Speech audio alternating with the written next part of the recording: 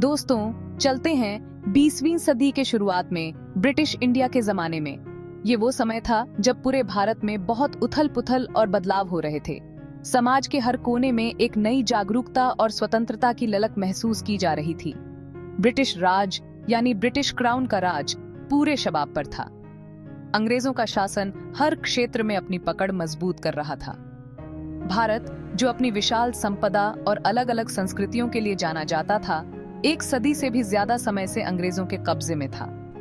इस दौरान भारतीय समाज में कई बदलाव आए।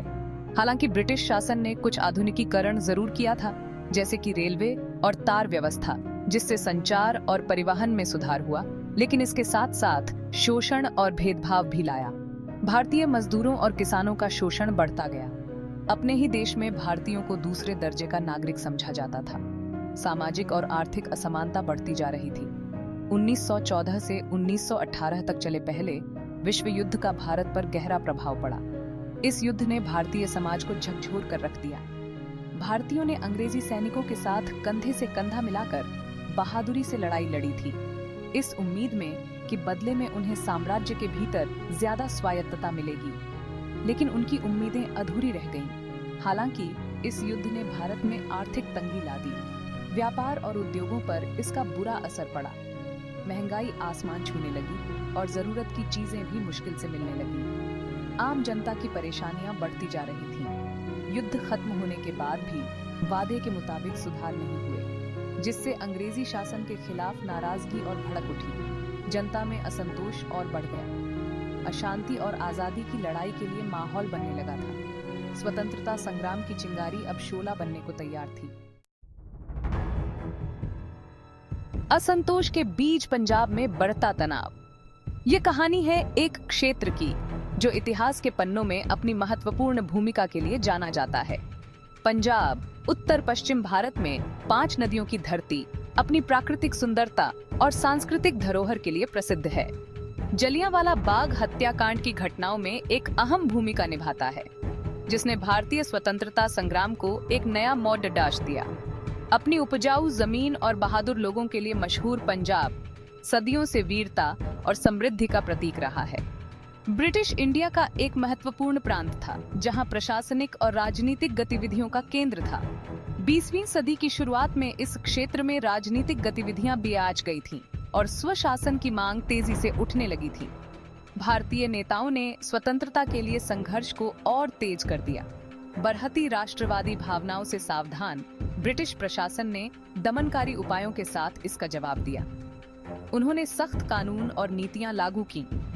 पहले विश्व युद्ध के दौरान पारित डिफेंस ऑफ इंडिया एक्ट ने सरकार को नागरिक स्वतंत्रता को कम करने के लिए बहुत ज्यादा शक्तियां दे दी थीं।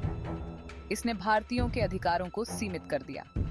युद्ध के प्रयासों के विरोध को रोकने के लिए बनाया गया यह कानून युद्ध खत्म होने के बाद भी लागू रहा, जिससे भारतीयों में असंतोष और भारतीयों में नाराजगी और बीआर आज गई, जो इसे अपनी आवाज दबाने के एक हथियार के रूप में देखते थे। इसने स्वतंत्रता संग्राम को और भी उग्र बना दिया। चिंगारी भड़क उठती है, रोलेट एक्ट और बढ़ता असंतोष। 1919 में ब्रिटिश सरकार ने रोलेट एक्ट पारित किया, जिसका नाम जस्टिस सिडनी रोलेट के नाम पर रखा गया था, जिन्होंने इसकी सिफारिश करने वाली समिति का नेतृत्व किया था। इस कानून ने ब्रिटिश सरकार को बिना मुकदमे के लोगों को गिरफ्तार करने और जेल में डालने की और भी ज्यादा ताकत दे दी। इसे नागरिक स्वतंत्रता पर सीधा हमला माना गया और पूरे भारत में गुस्सा फैल गया। महात्मा गांधी, जो हाल ही में दक्षिण अफ्रीका से भारत लौटे थे, रोलेट एक्ट के खिलाफ एक प्रमुख आवाज बनकर उभरे।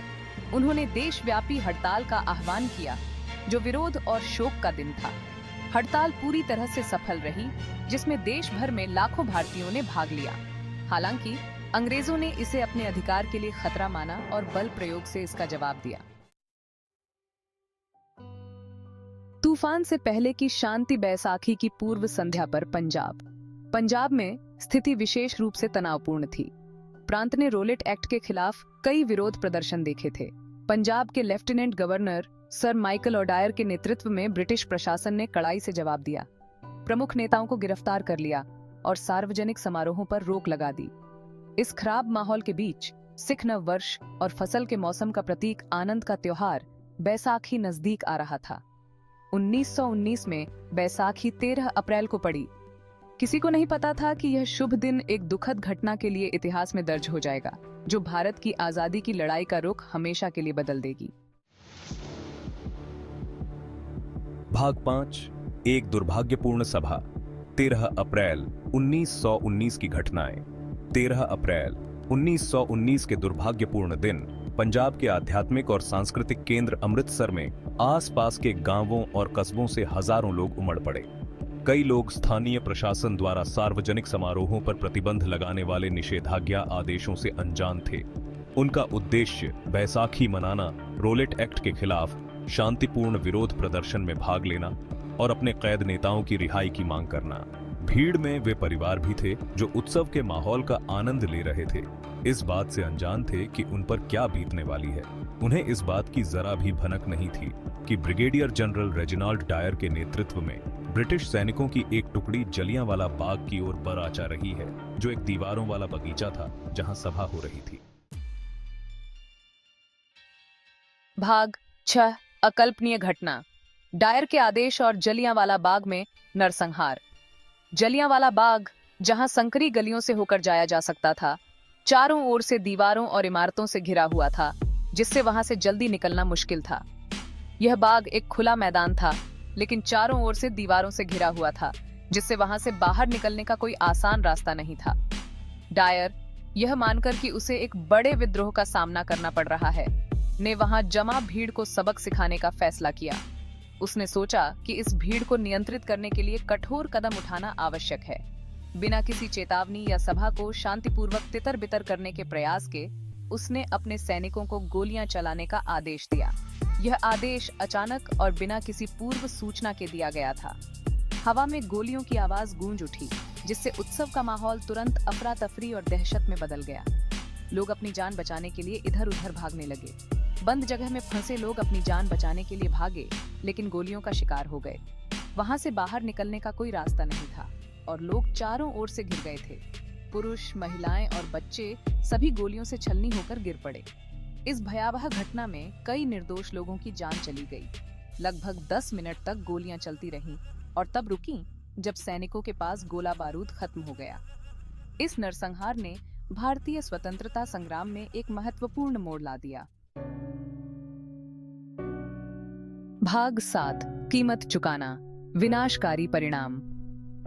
जलियांवाला बाग हत्याकांड ने भारत की आत्मा पर एक अमिट छाप छोड़ी। ब्रिटिश अभिलेखों के अनुसार आधिकारिक तौर पर मरने वालों की संख्या 379 थी। हालांकि स्वतंत्र जांच और प्रत्यक्षदर्शी खातों में यह संख्या बहुत ज्यादा बताई गई है, जो 1000 से लेकर 1500 से भी ज्यादा है। घायलों की संख्या, जिनमें से कई को जीवन भर के लिए चोटें आई थीं, हजारों में थी। इस हत्याकांड ने पूरे भारत और उसके बाहर सदमे की लहरें भेज दी।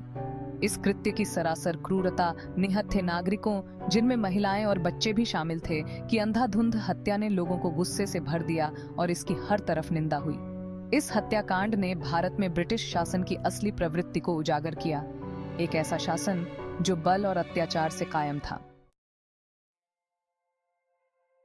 भाग 8, असर, भारत और स्वतंत्रता आंदोलन पर प्रभाव।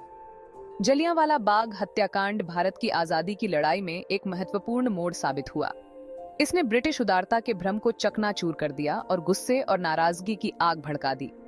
इस हत्याकांड ने नरमपंथी भारतीयों को भी उग्र बना दिया, जिन्होंने अब ब्रिटिश शासन से पूर्ण स्वतंत्रता की आवश्यकता को समझा। हत्याकांड ने महात्मा गांधी के नेतृत्व में प्रमुख राष्ट्रवादी संगठन भारतीय राष्ट्रीय कांग्रेस को और मजबूत किया। इस घटना ने गांधी जी के सत्याग्रह के आह्वान को और भी गति दी, जो सच्चाई और अंग्रेजों के साथ असहयोग पर आधारित एक अहिंसक प्रतिरोध आंदोलन था। भाग 9, शहीदों को याद करते हुए, स्मारक और न्याय की गुहार। हत्याकांड के बाद जलियांवाला बाग को एक मार्मिक स्मारक में बदल दिया गया। दीवारों पर लगे गोलियों के निशानों को संरक्षित रखा गया है, जो उस त्रासदी की भयावह याद दिलाते हैं। एक शहीद कुआं, जहां गोलियों से बचने की कोशिश में कई लोग कूदकर अपनी जान दे दी थी, उस दिन की भयावहता का प्रमाण है। दशकों से जलियांवाला बाग हत्याकांड के लिए ब्रिटिश सरकार से औपचारिक माफी की मांग की जाती रही है। हालांकि कुछ ब्रिटिश अधिकारियों ने इस घटना पर खेद व्यक्त किया है, लेकिन अभी तक पूरी और स्पष्ट माफी नहीं मांगी गई है। भाग 10, इतिहास में दर्ज एक विरासत, जलियांवाला बाग और इसका स्थायी महत्व। जलियांवाला बाग हत्याकांड मानव इतिहास का एक काला अध्याय बना हुआ है। यह उपनिवेशवाद की मानवीय कीमत और नागरिक स्वतंत्रता की रक्षा के महत्व की याद दिलाता है। ये घटना भारत की राष्ट्रीय चेतना को आकार देती रहती है, जो देश के आजादी और न्याय के संघर्ष का एक शक्तिशाली प्रतीक है। जलियांवाला बाग की विरासत इस बात की याद दिलाती है कि आजादी की तलाश अक्सर बहुत बड़ी कीमत पर पूरी होती है। यह उन लोगों के साहस और बलिदान का प्रमाण है जिन्होंने एक स्वतंत्र भारत का सपना देखने की हिम्मत की, और यह सभी रूपों में अत्याचार और उत्पीड़न के खिलाफ हमेशा सतर्क रहने का आह्वान है।